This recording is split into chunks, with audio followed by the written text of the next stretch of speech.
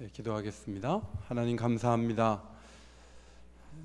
연합찬양대 헌신예배를 드릴 수 있도록 귀한 기회 주시고, 또 오늘도 하나님 앞에 마음을 모아서 11조를 드리고 감사 예물을 드리고 여러 가지 비전과 목적을 위해서 하나님 앞에 드리고 또 드릴 수 있도록 귀한 마음 주신 것 감사합니다.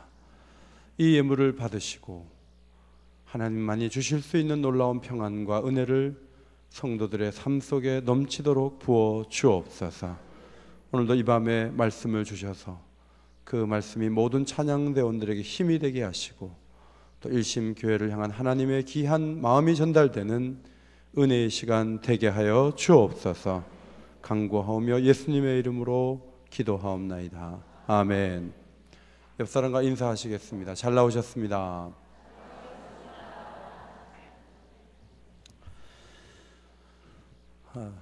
몇 년 만에 다시 온 것 같습니다.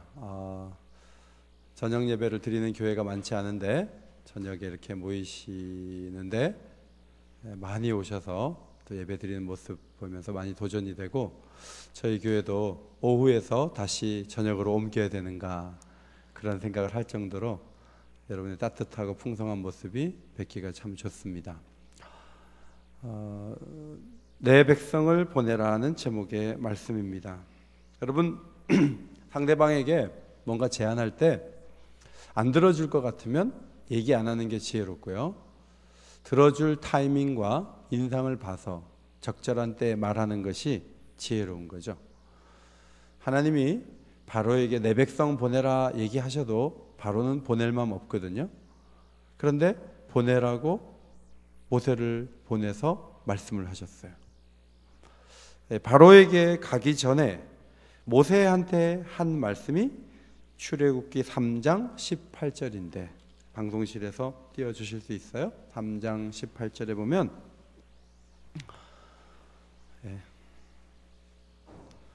그들이 내 말을 들으리니 너는 그들의 장로들과 함께 애굽 왕에게 이르기를 히브리 사람의 하나님 여호와께서 우리에게 임하셨은즉 우리가 우리 하나님 여호와께 제사를 드리려 하오니 사흘길쯤 광야로 가도록 허락하소서 하라, 이렇게 모세에게 시킨 거예요.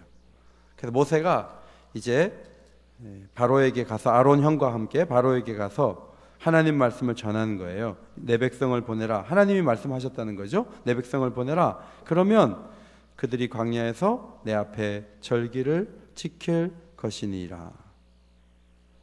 자, 바로가 이 얘기 듣고 코웃음을 쳤어요. 뭐 하나님이 누군지도 모르겠고 갑자기 모세가 나타나서 총 200만 명이고 일할 수 있는 인구가 60만 명이에요. 일당 10,000원씩만 잡아도 엄청난 돈이잖아요. 그거를 돈 하나 들이지 않고 성을 세우고 엄청난 건축을 진행하고 있는데 그 사람들을 미쳤다고 보내겠나, 이제 마음속에 그렇게 생각을 했던 것이죠. 그래서 마음속에 참 게으르다, 이것들이 게으르니까 이런 소리가 나오는 거다, 이제 그런 생각을 하고요, 집도 주지 않고 풀풀이 캐가지고 그리고 말려가지고 벽돌에 넣어가지고 그렇게 쓰도록 강압 정책을 강하게 사용했습니다. 여러분, 예배 없는 사람들은요, 예배 드리는 게 게을러 보여요. 일신교회 주변에 연립에 사시는 분들 중에 예수 안 믿는 사람들이 여러분 저녁 예배 마치고 이렇게 보면요, 여러분 되게 한심하게 보는 거 아세요? 아유, 피곤할 텐데 저 저녁에 모여갖고 저렇게 하고 내일 또 출근하는데 이렇게 하면서 우리를 되게 불쌍하게 봐요. 왜냐하면 예배 없는 사람들은 하나님이 없기 때문에 하나님을 향한 모든 헌신과 드림을 우습게 보는 경향이 있어요. 오늘 바로는 그 중심에 서 있었습니다. 예배 없는 사람의 절대적 관심은 자기 자신이죠. 자기의 계획이고 자기가 잘 되면 되는 것이고, 하나님은 별로 신경을 쓸 필요가 없는 존재입니다. 하나님은 바로에게 거절을 당할 줄 아시고도 모세를 보내셨어요. 모세가 거절당하고 와갖고 굉장히 무안했어요. 무안해갖고 출애굽기 5장 22절에 보면요, 모세가 여호와께 돌아와서 아뢰되 주여 어찌하여 이 백성이 학대를 당하게 하셨나이까? 어찌하여 나를 보내셨나이까? 내가 바로에게 들어가서 주의 이름으로 말한 후로부터 그가 이 백성을 더 학대하며 주께서도 주의 백성을 구원하지 아니하시나이다. 사람을 보냈으면 뭐 결과를 가지고 돌아오게 하셔야죠. 무함만 당하고 왔어요. 코웃음도 안 쳐요. 하나님은 보내놨으면 하나님이 움직이든지 바로가 들어주든지 둘 중에 하나는 해야지. 나를 보내놓고 나만 입장 곤란하게 하나님 만드신 거예요. 이제 그 얘기를 모세가 한 거예요. 여러분, 하나님이 모세를 보냈을 때 바로가 거절할 것을 아셨을까요? 몰랐을까요? 아셨죠. 아셨는데도 그럼 왜 보냈어요? 거절당하라고 보낸 거죠. 모세 입장에 속상한 거예요. 하나님이 보내신 거는요, 하나님 역사적으로 예배를 드리라고 말씀을 주시고 계명을 주시고 많은 그 일들을 하셨지만 철저하게 하나님이 사람들을 통해서 외면당해 오셨어요. 하나님이 받으셔야 될 경배와 찬양과 이건 엄청난 것인데 사람들은 요리조리 다 자기를 위해서 그 시간을 쓰고 에너지를 쓰고 하나님을 경배하고 찬양하는 거 잘 안 해요. 그런 하나님의 대접을 하나님은 계속 받으셨는데 모세를 보내면서, 모세는 하나님의 종이잖아요. 하나님의 종이 하나님이 거절당하는 것을 같이 당하는 것을 억울하게 생각하면 안 된다. 하나님이 그 대우를 당하면서 긴 시간 동안 절대자의 위치에 계셨는데 바로에게 잠시 미움을 당하고 강압 정책을 들었다 그래서 하나님 나 왜 보냈어요? 열매도 없는 일을 나보고 왜 하라 그랬어요? 이렇게 말할 필요는 사실은 없었지만 모세는 굉장히 섭섭했던 것이죠. 여러분, 예수 믿으면서 여러분 언제 섭섭해요? 여러분이 대접을 잘 못 받으면 섭섭하실 수가 있어요. 그런데 교회를 다니면서 신앙생활을 하면서 우리가 꼭 생각해야 될 게 뭐냐면, 하나님이 대접받지 못할 때 속상한 마음, 하나님이 받으셔야 될 찬양을 충분히 받을 때 내 마음에 기쁨이 찾아오는 은혜, 이것이 여러분에게 넘치시기를 주의 이름으로 축원합니다. 우리에게 그게 넘쳐야 돼요. 여러분이 아시는 대로 다윗이 하나님이 요구한 적도 없는데 법궤를 원래 위치에 돌려놓으려고 애썼거든요. 다윗이 하루는 나단 선지자에게 얘기했어요. 내가 하나님을 위한 전을 짓고 싶다고. 하나님을 예배하는 것에 다윗은 참 평생 관심이 많았거든요. 그런데 하나님이 지시해서 순종하는 것도 좋아하지만 하나님이 말씀도 안 했는데 하나님을 향한 뭔가를 하고 싶은 마음, 하는 거 너무 기뻐하세요. 여러분도 그렇잖아요. 자녀에게 뭐 이거 해라 저거 해라 했는데 겨우 해내는 거 보면은 아유 자식이 뭐 그렇구나 이렇게 생각하는데 말한 적도 없는데 아빠 차 바꿨어요. 여기 키 있어요.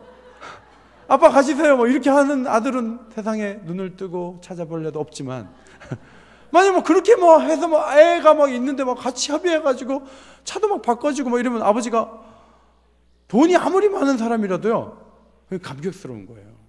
하나님이 언제 뭐 성전 지어달라 그랬어요? 그런데 알아서 지어드리겠다고 하는데 하나님은 다윗은 적격자가 아니라고 보셨지만 나단 선지자를 통해서 너무 기분이 좋은 그런 말씀을, 약속을, 축복을 하셨죠. 내가 너를 목장 곧 양을 따르는 데서 데려다가 내 백성 이스라엘의 주권자로 삼고 내가 가는 모든 곳에서 내가 너와 함께 있어 내 모든 원수를 내 앞에서 멸하였은즉 땅에서 위대한 자들의 이름같이 내 이름을 위대하게 만들어 주리라. 여호와가 너를 위하여 집을 짓고 내 소환이 차서 내 조상들과 함께 누울 때 내가 내 몸에서 날 너의 씨를 내 뒤에 세워 그의 나라를 견고하게 하리라. 내 집과 내 나라가 내 앞에서 영원히 보존되고 내 왕위가 영원히 견고하리라. 기가 막힌 말씀이에요. 네가 내 집을 지어주려고 그랬어. 나는 너의 집을 지어줄게. 나는 너의 집에 복을 줄게. 그렇게 하나님께서 말씀하셨어요. 여러분, 자원해서 하나님을 높이는 마음, 하나님을 예배하는 마음, 그것은 오늘도 굉장히 소중해요. 지금은 예배드리는 게 초라해 보이고 예배드리는 사람이 비정상적으로 보일지 모르지만 하나님은 이사야 선지자를 통해서 말씀하셨습니다. 여호와가 말하노라, 매월 초하루와 매 안식일에 모든 혈육이 내 앞에 나와 예배하리라. 하나님은 자신이 받으려고 하는 예배를 반드시 받으실 분이에요. 그거를 여러분, 우리의 계획은, 우리의 스케줄은 계획이라 그러잖아요. 하나님이 스케줄을 짜면요, 그거는 반드시 이루어지는데, 권위가 크신 분의 계획을, 마틴 로이드 존스 목사님 뭐라 그러냐면, 권위가 크신 분의 그 계획을 권위 아래에 있는 자들이 그걸 말할 때는 경륜이라 그래요. 경륜. 따라합시다. 경륜. 자전거 하는 그거 아니고요. 경륜은 하나님의 계획을 말해요. 반드시 이루는데, 하나님의 경륜 속에 뭐가 있냐면 예배를 받으시고 찬양을 받으실 경륜이 있어요. 지금은 하나님이 소홀하게 여김을 당하는 일들이 너무 곳곳에서 많이 있지만, 일심교회를 중심으로, 하나님의 성도를 중심으로 지속적인 전도와 기도와 하나님 나라를 향한 뜨거운 일들을 통해서 하나님이 받으셔야 될 영광을 반드시 이루어낼 것을 믿으시기 바랍니다. 바로가 이제 안 보내려고 버티죠. 하나님이 피, 개구리, 이, 파리, 가축의 죽음, 종기, 우방, 메뚜기, 흑암, 그리고 장자의 죽음까지 10가지 재앙을 내려서 초토화시켜요. 자식이 죽어나가니까 그때는 완전히 손들면서 나가래. 그래가지고 딱 빠져나갔는데 어디로 갔냐 하고 이렇게 알아보니 관심이 아직 있는 거예요. 홍해로 가네. 홍해로. 죽으려고 거기를 가요. 거기 바다가 있는데 그쪽으로 갔다는 얘기가 들리는 거예요. 여러분, 메뚜기 재앙이 있을 때 바로가 거짓말했거든요. 중간에 말을 바꿔가지고 다 가라, 그리고 가축만 돌아봐, 이러면서 얘기를 막 하면서 자기가 잘못했다고, 범죄했다고 막 얘기해요. 하나님이 동풍을 불어서 메뚜기가 오게 하신 다음에 서풍을 불어서 메뚜기를 전부 홍해로 다 쓸어 넣었어요. 바로가 또 살아나서 나는 안 보낸다 그랬어요. 재앙이 끝났으니까. 메뚜기가 전부 홍해 가운데 빠져 죽었거든요. 그래서 다 끝난 줄 알았는데 바로가 내가 또 거짓말 쳐서 또 이겼다. 마치 북한이 장난쳐가지고 계속 미국에 돈 받아먹고 서방에 돈 받아먹고 핵발전소 하나 가지고 엄청 돈을 받아먹어요. 몇 조 원을 받아먹었어요. 그런 것처럼 바로가 또 외교 전술에 능한 사람처럼 하나님을 또 이용하고 모세를 농락한 사건으로 끝난 줄 알았는데, 하나님이 홍해 속에 싹 메뚜기를 빠뜨려 넣을 때요, 너 장자의 죽음 다음에 너희 군대가 다 메뚜기처럼 죽는 거야. 하나님 계획하신 거예요. 애국 군대들이 막 쫓아오니까요, 애국 군사들을 이스라엘 백성들이 먼저 건너게 하신 다음에 그 홍해 속으로 들어오게 하시고, 그 홍해의 입을 닫으실 때 그 수압하고 그 강력한 힘이요, 한 명도 살아나지 못하고 다 죽었어요.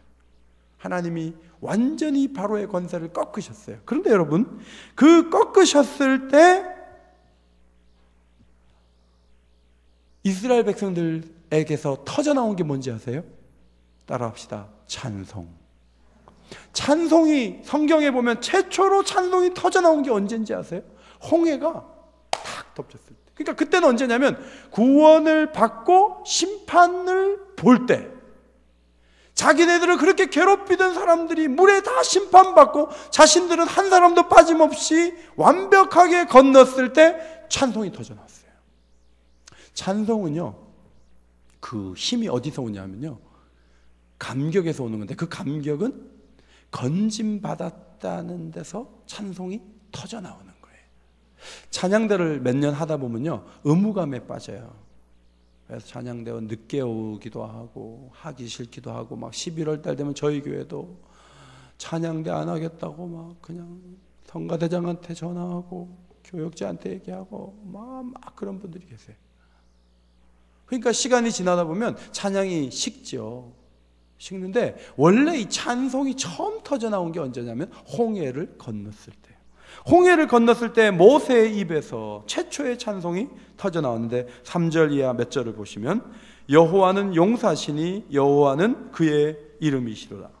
그가 바로의 병거와 그의 군대를 바다에 던지시니 최고의 지휘관들이 홍해에 잠겼고 깊은 물이 그들을 덮으니 그들이 돌처럼 깊음 속에 가라앉았도다. 놀람과 두려움이 그들에게 임하매 주의 팔이 크므로 그들이 돌같이 침묵하여 싸우니 여호와여 주의 백성이 통과하기까지 곧 주께서 사신 백성이 통과하기까지 하였나이다. 주께서 백성을 인도하사 그들을 주의 기업의 산에 심으시려고 예비하신 것이라. 주여 이것이 주의 손으로 세우신 성소로소이다. 여호와께서 영원 무궁하도록 다스리시도다. 모세가 막 찬송을 하다가 무슨 얘기를 하냐면 하나님의 산이 있다는 거예요. 가나안에 왜 들어가죠? 젖과 꿀이 흐르는 곳에 국민소득 올리려고 들어가는 게 아니에요. 애굽에서 왜 나왔죠? 너무 괴로워서 빠져나온 게 아니에요. 하나님 앞에 예배 드리려고 나왔고, 광야 생활의 목적지인 가나안에 들어가는 것도 하나님의 산 성소에서 하나님을 경배하기 위해서 나온 거예요. 모든 중심이 예배에 있고 찬양에 있는 거예요. 일신교회 모든 찬양대원들이 하나님이 건져주신 은혜를 더 크게 노래할 수 있는 복된 자리에 서게 되시기를 바랍니다. 저도 개인적으로는 언제 제가 제일 감격스럽게 찬송했는가 생각해 보니까 한 10년 전인데요. 제가 수영로교회에서 부교육자 있을 때 사회를 봤어요. 사회를 보는데 하늘이 노래져요. 천장이 노랗게 보여요. 너무 통증이 있어요. 통증이 계속 있었거든요. 그래서 아내가 운전하고 병원에 갔더니 담도에 돌이 딱 막혀가지고 이 소아액이 역류를 해갖고 막 간하고 췌장하고 수치가 몇백 배가 막 올라가는 거예요. 그러니까 이게 가만히 또 옛날 같으면 죽는 거예요. 담도가 막혀갖고 담낭에서 돌이 나왔거든요. 그래갖고 이제 수술을 해야 되는데 이 간하고 췌장의 수치가 낮아진 다음에 돌이 많이 있는 담낭 주머니를 제거를 해야 돼요. 그래서 제가 지금 쓸개 없는 사람이에요.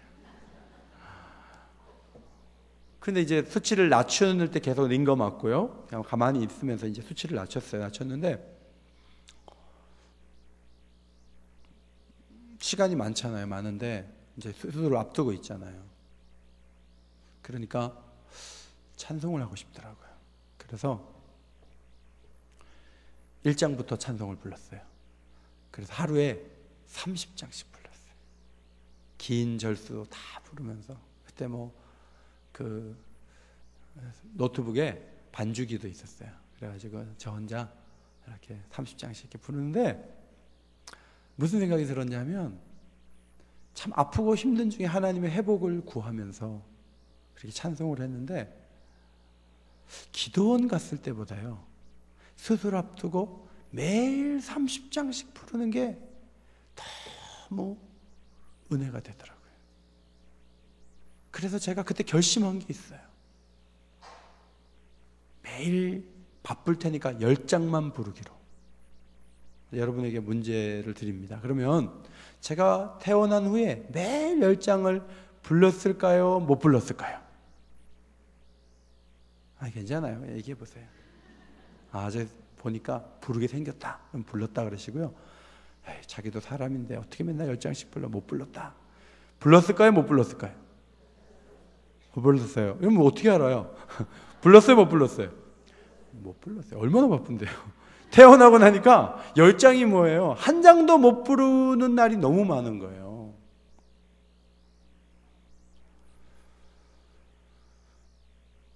애굽에서 나와가지고 찬송을 했어요. 했는데 그 찬송을 계속 부르는 것은 불가능하더라고요. 다시 현실로 돌아와요. 현실이 너무 힘든 거예요. 현실이 너무 어려운 거예요. 걱정스러운 일이 너무 많고 광야잖아요. 얼마나 뜨거워요. 얼마나 힘들어요. 미래가 안 보여요. 그러면서 사람들이 점점 더 찬송을 잃어버릴 뿐만 아니라 하나님의 약속을 의심하더니 가데스 바네아에 가서는 이거는 못하는 일이다 라고 뒤로 넘어지는 거예요. 오히려 모세를 죽이려고 했어요. 돌 들어가지고. 찬송이 어디 있어요? 홍해 건넜잖아요. 그런데 다 잊어버리는 거예요. 처음에 예수 믿어서 감격을 가지고 계속 나갈 수만 있다면 얼마나 좋겠어요. 저희 교회도 병원에 신방 갔더니 약부작용으로요, 온 몸이 빨갛게 막 일어나가지고요, 의사가 돌아가실 수도 있다고. 권사님이 16일 동안 잠을 못 잤대요. 막 여기 다 일어나가지고. 그래서 제가 하나님 살려달라고 막 기도하고 정말 안타깝게 많이 신방 가고 그랬어요. 근데 권사님이 하여튼 또 치료가 돼가지고요, 몸은 아직 좀 빨간 게 있고 그런데 그냥 퇴원하자마자 성가대 하시는데 찬양대 얼른 들어와가지고요, 주일에 찬양을 하고 있더라고요. 때로는 암 치료를 받고 항암 치료가 끝나자마자 그 앙상한 얼굴을 하면서 성가대가 쓰는데 찬양대에 찬양할 때 이렇게 보는데 저분은 항암 치료하던 분이 저기 있는데 얼굴이 바짝 말라가지고요, 찬양을 막 하는데 마음속에 얼마나 찬양하는 게 그리웠으면, 얼마나 찬양하는 것이 귀했으면 저기서 서 있을까 하고 막 이제 감동이 와요. 오는데 중요한 건 뭐냐면 그런 감격과 은혜가 좀 시간이 지나면 작아지는 거예요. 우리 일신교회 찬양대원도 오늘 굉장히 은혜로운 찬양을 잘 부르셨는데 어떤 분은 꾸준하게 하지만요, 많은 경우에는 바쁘고 힘들다 보면 현실 속으로 자꾸 들어오게 돼요. 그래서 찬송을 자꾸 잊어버릴 가능성을 안고 있는 거예요. 저는 이거를 어떻게 해결을 해야 되느냐, 이게 이제 많이 고민이 됐어요. 고민이 됐는데 이 부분에 대해서 저는 에베소서 1장이 우리에게 주는 교훈이 크다, 이제 그런 생각을 하게 됐습니다. 자, 에베소서 1장 성경 구절 띄워줄래요? 1장 3절. 자, 앞에 있으니까 성경을 찾아 읽으면 좋지만 한 음성으로 읽는데 또 앞에 보면서 읽는 것도 괜찮아요. 자, 방송실에서 글씨를 틀리게 띄웠는지 제대로 띄웠는지를 점검하시면서 큰 소리를 한번 같이 읽겠습니다. 시작. 찬송하리로다 하나님 곧 우리 주 예수 그리스도의 아버지께서 그리스도 안에서 하늘에 속한 모든 신령한 복을 우리에게 주시되 그랬어요. 여러분, 찬송을 하는데요, 왜 찬송하냐면요, 띄워놓으세요. 왜 찬송을 하냐 하면 하나님 아버지께서 그리스도 안에서 하늘에 속한 모든 신령한 복을 주셨대. 여러분, 광야교회가 왜 찬양하는데 실패한지 아세요? 땅에서 증거를 자꾸 찾는 거예요. 맨날 물려 하늘에서 막 만나 내리는데 물려버려요. 나중에 지겨워요. 그 기적의 양식이에요. 해가 뜨기 전에 이만큼씩 쌓여있고 그거 걷어가지고 음식 만들어 먹는 거예요. 기적적이에요. 그런데 하루 이틀이 아니고 계속 기적이 오니까요, 기적이 일상이 되고 말았어요. 그리고 다른 음식을 구하고 애굽이 좋다고 생각하고 막 그런 거예요. 오늘 사도 바울은 땅에서 찬송의 근거를 찾지 말라는 거예요. 하늘에 속한 모든 신령한 복을 주신다는 거예요. 그리스도 안에 있으면 이 복을 주실 줄 믿습니다. 이거 한두 가지가 아니에요. 이 영성가들의 글을 읽어보면 하나님 주신 최고의 선물이 뭔가, 어떤 사람은 분별력이다, 어떤 사람은 절제다, 어떤 사람은 정의감이다, 여러 가지 얘기가 있는데 하나님은요, 예수를 만나면요, 물론 땅에서도 잘 될 때도 있는데 안 될 때도 있더라고요. 무지무지하게 기도 많이 했거든요. 제 아내가 작년에 우리 셋째 아들이요, 둘째 아들이 대학 떨어졌다는 얘기를 6번 들었어요. 그러니까 제 아내가 속상해가지고요, 창피해 죽겠네 진짜, 그랬어요. 그러다가 마지막에 어디 돼가지고 겨우 갔어요. 근데 목사인 저는 한 번에 됐으면 좋겠는데 그거 잘 안 되는 거예요. 여러분, 건강하면 좋은데요, 언젠가 건강이 무너져요, 안 무너져요? 안 무너질 것 같지만 무너져요. 어쩔 수가 없어요. 다 잘 되고 땅에서 뭔가 표현할 만한 것들이 계속 나타나면 좋지만 찬송의 근거를 거기다 뒀다가는 찬송은 다 사라져요. 그게 광야교회가 우리에게 보여준 교훈이에요. 하늘에 속했다는 말은 하나님이 주신다는 의미이고 잠시 동안 받아 누리는 것이 아니라 영원히 받아 누릴 수 있는 거예요. 왜 광야교회가 찬송을 잃어버렸냐 하면요, 궁극적이고 원대한 미래에다가 신앙을 걸어놓지 않고 현재 뭘 먹느냐, 참외 먹고 싶다, 마늘 먹고 싶다, 이러는 거예요. 이것이 얼마나 한심한 일인지 몰라요. 제가 작년에 안식년 갔다 왔어요. 그래서 지금 김교훈 목사님 보고 안식년 가라고 제가 계속 얘기하다 올라왔거든요. 근데 김교훈 목사님은 안 갈 것 같아요. 보니까 성도들 너무 사랑해가지고 절대로 안 갈 것 같아요. 그래서 제가 이제 교회 가서 기도하려고 그래요. 김교훈 목사님 안식년 보내주옵소서 이렇게 기도하려고 그래요.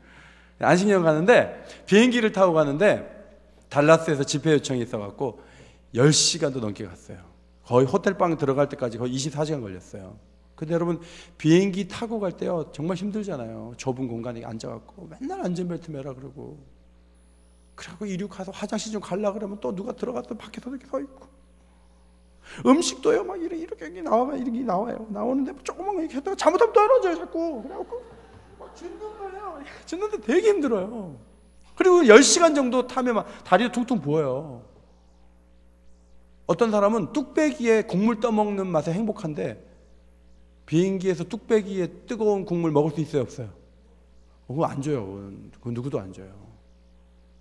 그러니까 그 잠시 동안에 그 비행시간 10시간 놓고 행복하냐 안 행복하냐 하면 의미가 없다니까요. 길게 봐서 내가 6개월 안식년을 가는데 거기에서 미국에 가가지고 차를 렌트해서 국립공원도 가보고 캐나다 가서 기차 타고 4박 5일 동안 달렸거든요. 그거 타고 가고 많은 스케줄을 가지고 제가 떠났는데 그 좋은 계획들은 하나도 생각을 하지 않고 비행기 안에서 뚝배기 먹고 싶은데 진짜 힘들다, 진짜 짜증나, 비행기 타고 싶다, 난 다시는 비행기 안 타고 싶어, 계속 그러면 그 사람은 정상이 아니에요. 광야 생활은 영원한 세계 속에서 보면 잠깐 하는 거잖아요. 하나님을 이해하려면요 우리들의 사는 시간 속에서만 이해하면 하나님을 이해 못해요. 오늘 사도 바울은 4절에서 창세전에 그리스도 안에서 우리를 택하사, 언제 택하사? 창세전에, 세상 만들기 전에 하나님이 택하셨다는 거예요. 이것은 영원한 시간을 의미해요. 내가 태어나기도 전에 하나님이 나를 아셨어요. 그리고 하나님이 나를 선택하셨어요. 이게 하나님의 축복이에요.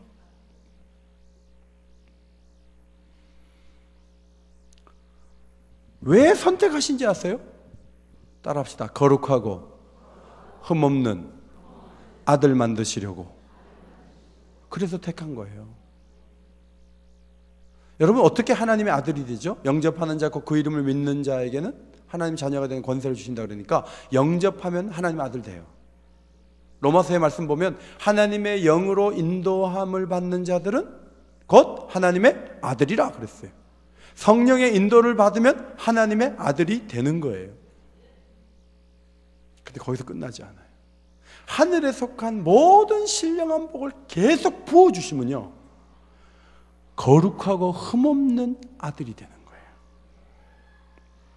저는 원로 목사님 때부터 원로 목사님이 참 그 가정을 보호를 잘 하셨어요. 그래가지고 함부로 사택에 막 들어오고 막 그냥 방 하나 빌려갖고 막 들어오고 그런 게 하나도 없었어요. 그래서 제가 원로 목사님 살던 집으로 딱 들어갔는데 바로 교회 앞이에요. 교인들이 절대로 안 들어와요.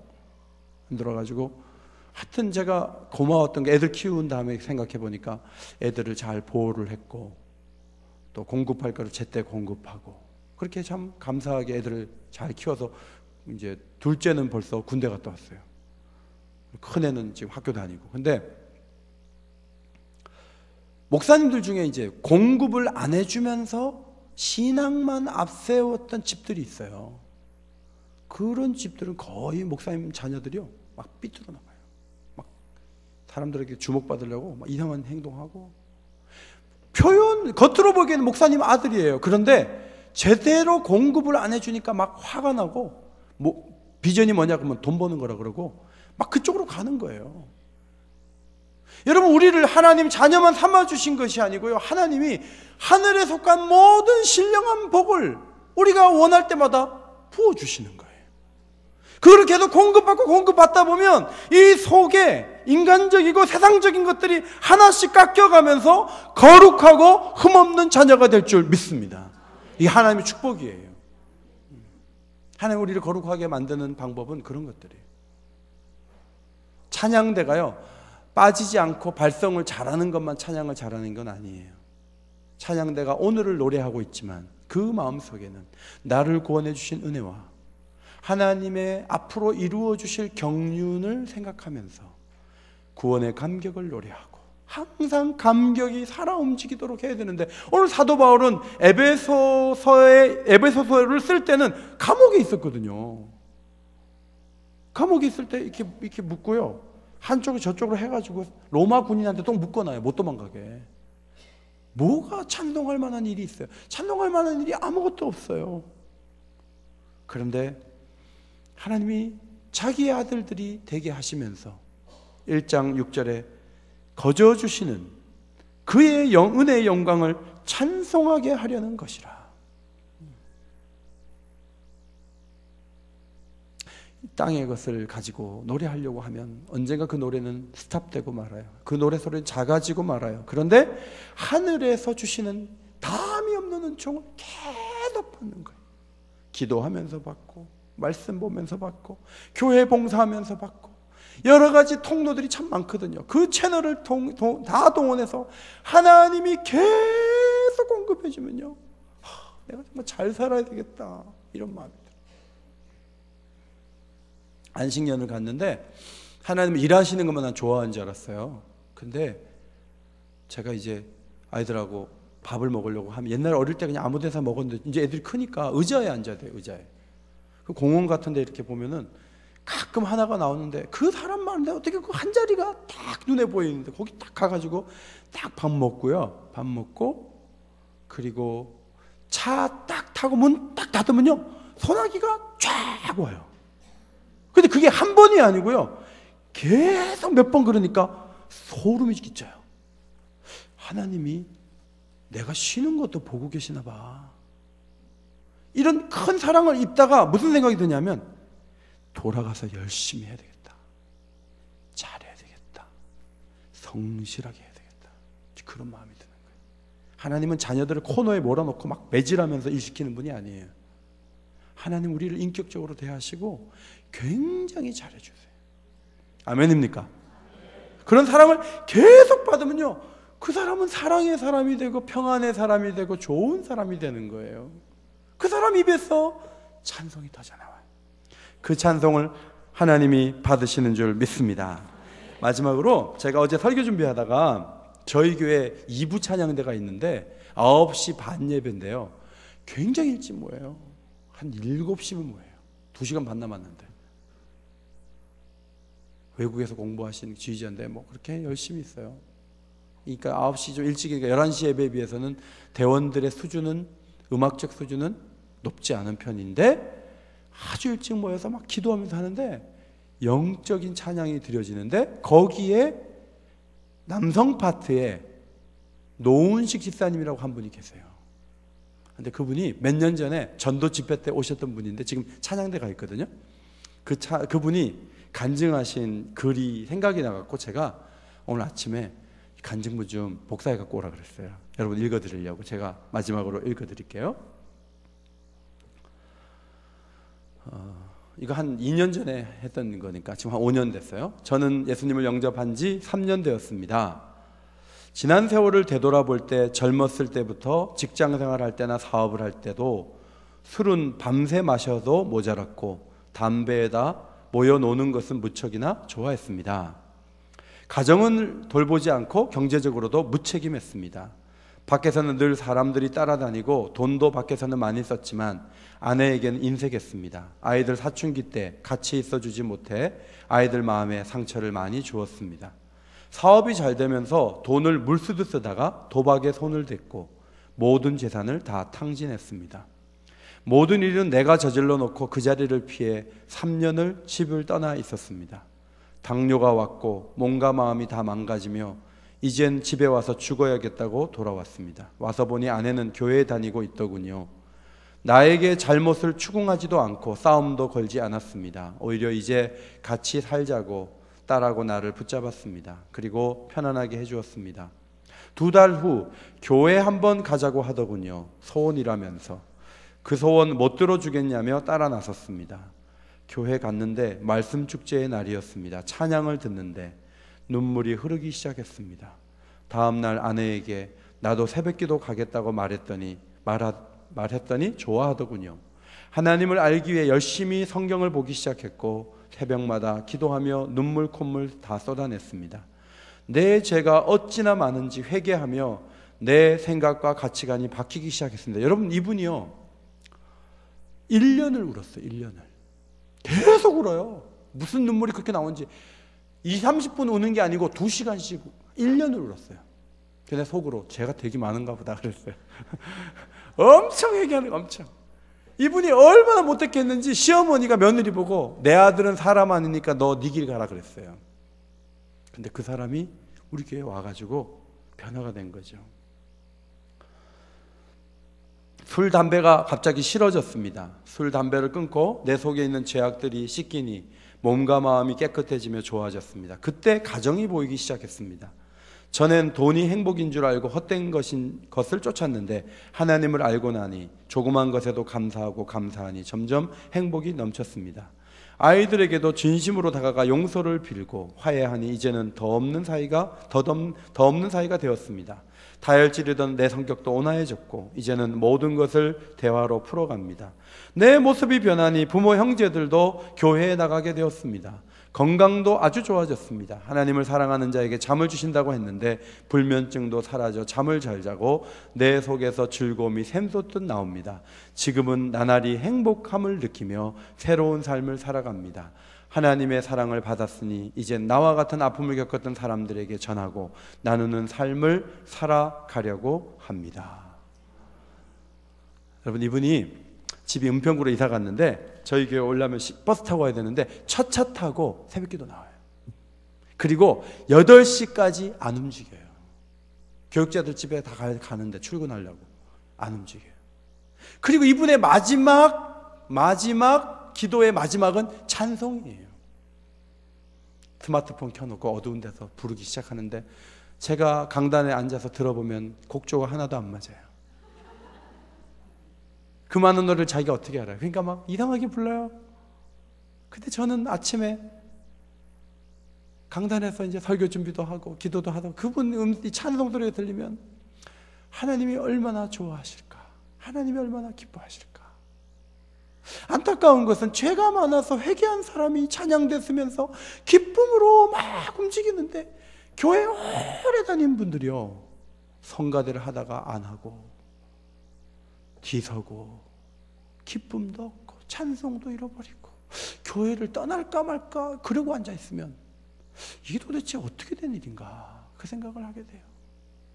성도 여러분, 하늘에 속한 모든 신령한 은혜를 생각하세요. 창세전에 여러분을 선택하신 하나님을 바라보시기를 바랍니다. 원대하게 바라보고 일비하지 마세요. 어떤 날은 찬송하고 싶어서 찬송하고 어떤 날은 아무것도 하고 싶지 않아서 이불 덮어 쓰고 있고 그러지 마세요. 여러분 삶 전체가 하나님의 은총으로 채워지도록 겸손히 하나님께 여러분 자신을 드리고 그리고 감격을 가지고 주 앞에 더 놀라운 찬양을 부를 수 있는 일신교회 성도들, 귀한 찬양대원들 되시기를 예수의 이름으로 축원합니다. 하나님 고맙습니다.